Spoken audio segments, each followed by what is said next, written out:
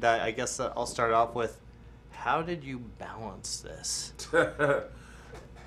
Seriously. Should I stand up like this? Yeah. Nah, it wasn't easy. But they say you know, I'll use Captain Kirk always as an analogy.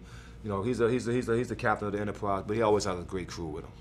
You know what I mean? He got Mr. Spock, his soul, Sulu.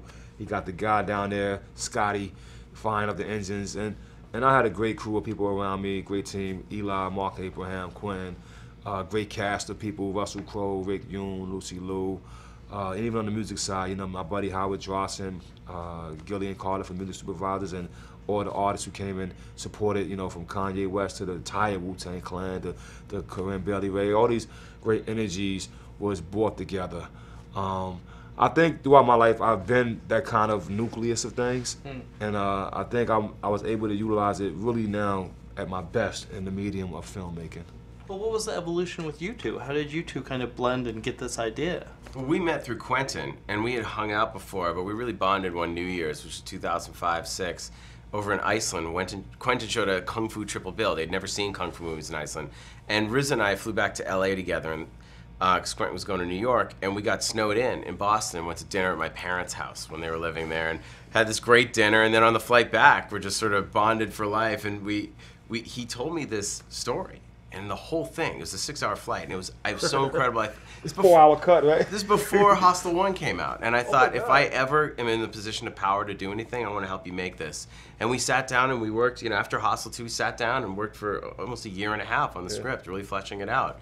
Brought in great partners, and here we are.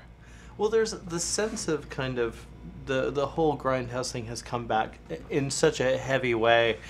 Was there ever was it difficult to kind of balance it? Because you sometimes can go too far. No, we didn't want to make a grindhouse. We wanted a modern movie, like we wanted Avengers. We wanted a modern movie. Yeah. You know, X-Men. If you think of because we definitely wanted this thing to be unique and beautiful and Hollywood produced. We wasn't trying to like make this a '70s and grainy and take you back.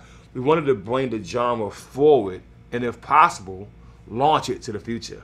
Yeah. And I feel like we did because you know when you think of movies like Star Wars and you think of the mythology that some of these movies bring to you, we added them. You see a character like Brass Body. I mean, there was characters in the old Kung Fu movies like the Five Deadly Venoms. They had a guy named the Toad who, you know, the guy tried to claw him and his muscles pop it off. No, because we read comics, you know what I mean, things like that. We was able to merge worlds together, you know what I mean? You know, people look at Eli as the master of gore, you know what I mean? Yeah. But he's actually a very witty. I call him, if he was a lyricist, he'll be Big Pun. Because I'm serious. It's my rap. You know what I mean? I'm taking that. You know what I'm saying? And so you know, we was able while writing this story to come with all these elements that when we fuse it together, we're gonna make something unique. And I would love for the Asian audience to see this one day and say, yo, the same way Kill Bill had inspired directors over there, because you know they inspired him and he re-inspired them. I love to be on that list too. That you know, RZA and Eli wrote a story and RZA directed a film that moved the genre another notch up the ladder.